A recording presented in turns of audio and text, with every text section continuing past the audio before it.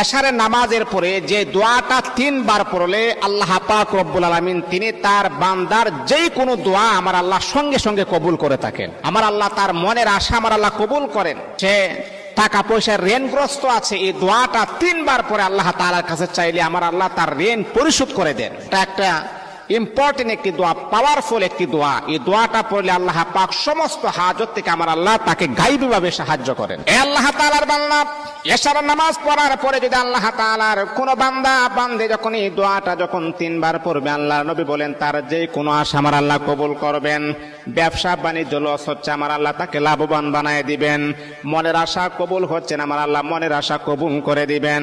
যে দোয়াটা পড়লে আল্লাহ নবী বলেন তার যে কোনো দোয়া আমার আল্লাহ কবুল করবেন। দোয়াটা কি? আল্লাহুম্মা ইন্নী আসআলুকা বিআন্নী আশহাদু আন্নাকা আনতাল্লাহ লা ইলাহা ইল্লা আনতা আহাদুস সামাদুল